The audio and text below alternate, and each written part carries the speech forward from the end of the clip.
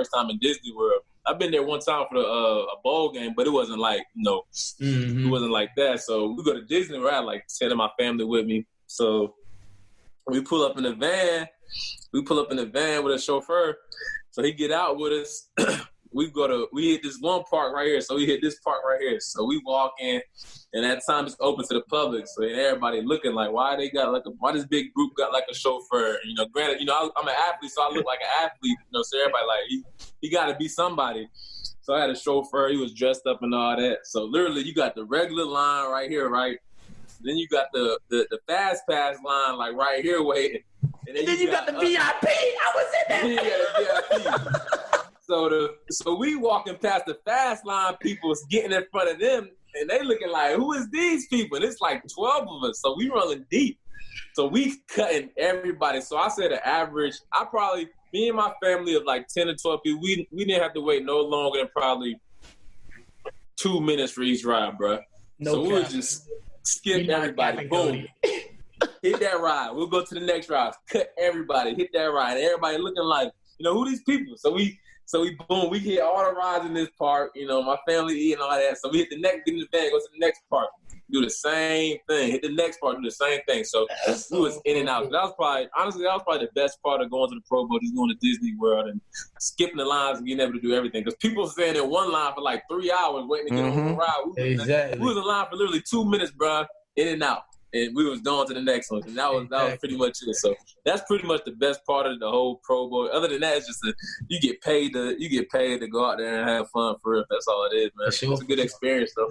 That's so dope. See, I didn't know about all, like, what I'm saying? I'm pretty sure our fans will love that, like, because just the whole experience that y'all get at the Pro Bowl. I was looking at DJ Chark page a lot this year, and I just saw all the fun that they was having out there. I was like, yo, it really looked more like a freaking getaway from – because, it's at the end of the season when all this going on, you know what I'm saying? So for you to be able to get out there at that time, you're probably enjoying every second of it. Like, I'm away from football, you know what I'm saying? I'm with family. But then again, I'm kind of still with football and with family at the same time. So, cool, bro. And then you get a whole bunch of stuff on top of it. You get, like, gift bags and bags full of just everything, man. And you in the locker room with, like, so that was my second year in the league. So at the time I was in the locker room with, like, I got the helmet right there. I got like Russell Wilson was in there, Jason Witt, and all the old heads, bro. Like, all them old head guys that you grow up watching was in there. And I was playing with them too, so it was like my locker was right next to Drew Brees because I was number 10. Drew Brees number 9. Dang. So every day, every morning, me and Drew Brees would literally sit right beside each other and just, chop it up. He had his 3 kids with him, his 3 boys with him, and I would just chop it up. And, I was in there with Devontae Adams, just all the Pro Bowl guys that made it. So it was definitely a cool experience. Like, you get to meet a lot of people and see a lot of people too. That's dope, bro. That's dope. I can't wait. It's going to happen, bro. But when that day comes, bro, I'm going to make sure I take it. I suck it all in, bro. I promise you. It's dope. Yeah. All in. So from the Rams, you went to Arizona, right? And spent some time and talk about that a little bit and your experience playing with the Cardinals. Yeah, so I went to – so that was after my Pro Bowl year, my second year in the league. Then my third year, I had got the first game of the season, third year in the league. Right after my Pro Bowl season, the first game of the season, I had a high ankle sprain. So I'm out. Boom.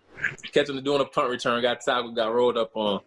So I'm out for like 10 to 12 weeks. So I missed like week 2 to week, 12? So I came back. I might have came back week 12. At that time, we was good. That's the year they went to the Super Bowl. So they kind of already had their whole roster set, like, moving forward. Like, they didn't want to change anything else. They took me back off of IR. They activated me.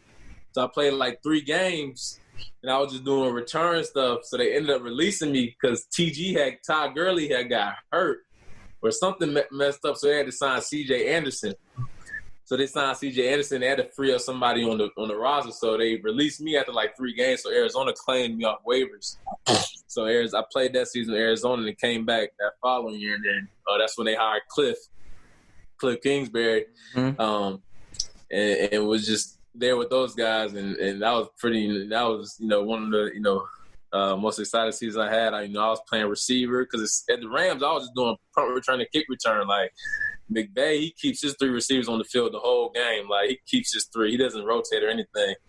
And Cliff, he rotates and he runs 4 wide. So I was out there, so it'd be me and Larry Fitzgerald in the slot, and it'll be 2 outside guys. So Arizona, I mean, that was just a cool experience from the city to playing with Cliff. I just talked to him the other day, so it was just a good experience and playing. It was real fun playing out there in Arizona. What do you think about Kyler Murray? Oh, he's good. He's good. He gonna be a dog, man. I mean, he gonna be good. He got a good arm talent. He got that confidence and composure. Where he gonna be able to to tear the league up. Pretty soon. So he gonna be good. How was he in that huddle? Like in the huddle, how he run his huddle. He's pretty, you know what I mean. Like he keeps. Nah, we don't even have a huddle. Oh yeah, that's right. Yeah, that's right. They switched all that up with him coming in. Yeah, that's right. He's in the perfect offense. With that's right. They switched the whole. They brought Kingsbury in because of him, and how he runs that up tempo style. Texas Tech stuff, right? Yeah, dog. Yeah, we was in no huddle, bro. We would huddle like after a timeout or something. We would huddle like after a timeout. We'll already know the play, but we'll get in the huddle. So just so they don't see us line up right away. So we'll, the huddle didn't go to our positions. But other than that, he was just, calling out formations and the signals, and we would just go from there playing ball. So it was cool. That's dope. Well, talk about, I want to know, being in the same position room as Larry Fitzgerald, one of the GOATs at wide receiver. Larry, yeah. I mean, that's my guy. He's cool. He's great, man. He's a good role model. He can still play ball. He teaches you, just the small things, just about football and just about outside of football, life and, investments and, money and, the stuff you need to know, like, after football when you're done. So, he's definitely a good role model. He's like a big bro. He's cool, man. He always playing around, but when it's time to work, he's always going to, get his job done. He's going to work. So he's definitely good to have in that locker room. And he's really a good guy. I'm guessing he's one of those cats that just like everybody in the locker room just kind of like look up to for sure. Just kind of respect him. Yeah, everybody respect Larry. Like, if you got a problem with Larry, then it's like something wrong with you. You know what I'm saying? Like, everybody cool with Larry. Larry cool with everybody. So ours was like with Calais. Calais Campbell. Yeah. Calais. That's kind of how our locker room was, though. Like, everybody picked with him. They joke with him. They talk about how he talk about him being old and stuff like that. You know what I'm saying? But at the end of the day, if he say something, they know it, what he say go. You know what I'm saying? Right. Yeah. Sure. Yeah, so Larry, every away game we'll go out to dinner with the receivers. Larry know everybody in every state, so in every restaurant. So we'll go to dinner in Minnesota or something, or Houston or something. He'll set up a nice dinner for us at a restaurant. We have like a little private room. He'll pay for everything, and then we'll go back to meetings and stuff. So I mean, he definitely looked out for the boys.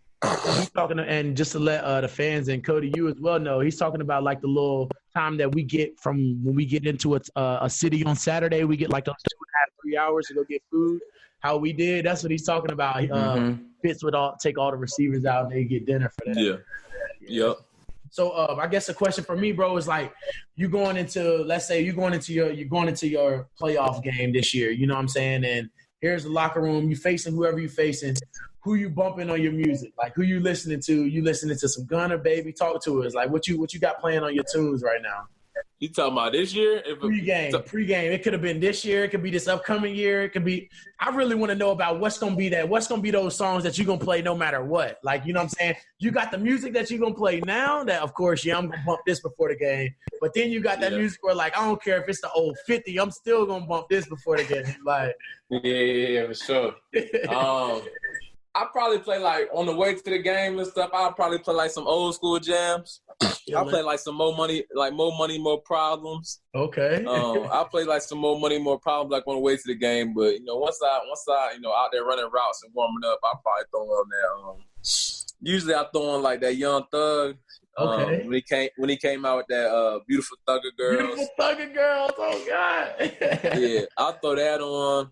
Or I'll throw on like, but this year I'll probably throw on that Little Baby, that My Turn album, that new album, Little Baby, for that. With no skips. Yeah, that Grace. Boy. Y'all heard little baby. First and foremost, y'all heard the 42 Doug whistle from Will Richardson. Yeah, that little baby go hard right now, so I'll probably throw that on this year if something else don't come out. No doubt. That's what's up, though, bro.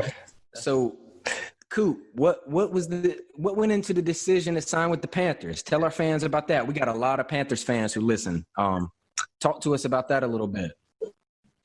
Yeah, I mean, honestly, it was either going to be, either go try and work out a deal and go back to Arizona or, stay home in Carolina. So, my agent was talking to me, talking numbers and all that. So, I wanted to get on the phone with Coach, the offensive coordinator, Joe Brady. So, he kind of, told me, he actually met me when I was at the Pro Bowl that year in 2017 when he was with the Saints. So he already knew who I was, but I didn't know him at the time. I think he was like a GA or something.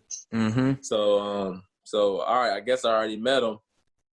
And we just chopped it up for 5-10 minutes, talked about the offense and, how he visualizes everything. And then, I just turned around to my agent and was like, yeah, sounds good. Go in here, give me a chance to compete. I'll be doing punt returner, kick return and all that. And, I'm back home, where it all started at. So, that's kind of the main thing going into it, just being comfortable, with the staff, and really just, being home, for this season, because it's a big year coming up. So that's kind of everything that went into it, being comfortable with it. For the people who don't know, Joe Brady, the Panthers offensive coordinator now, was just the coordinator at LSU, and they just won the national championship. And he, that offense with Joe Burrow and them was like one of the best in college football history. And I think with you guys and Teddy Bridgewater being familiar, I think the Panthers offense is going to shock a lot of people. Yeah, I mean, we got definitely a lot of threats on the offensive side of the ball. They drafted all defense this year, so they're trying to get that defense right.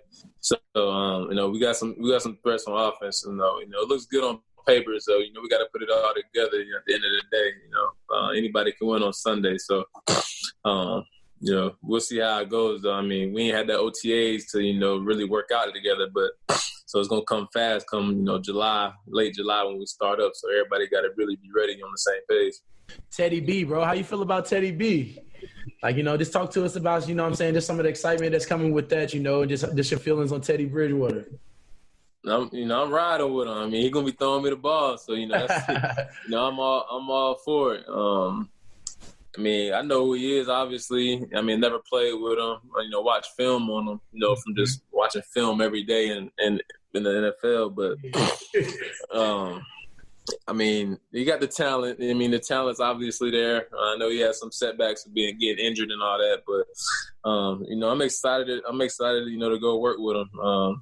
We in this together, so he knows we all on the same page, and we in this thing together. So that's my kind of mentality going forward right now. For sure, that's dope, bro. So I'm going to go ahead and ask you this question before Cody do it, but you got to give me your top 5 receivers all time. Any order. All time? Yeah, it ain't even got to be in no any order. Let's go. I'm going Jerry Rice, Randy Moss. I'm going Terrell Owens. Dang. I'll probably go. Man, I gotta throw my guy Larry in there.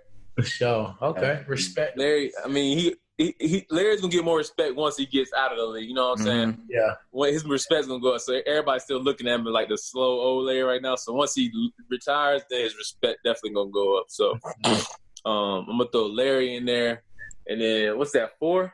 Yep. What I say? Jerry Rice, T.O. Moss, Larry, and man, I'll probably have to go with Calvin Johnson. Yo. Okay. So that's crazy. I'll give you mine. I was gonna say that literally the same names you said. Ocho Cinco.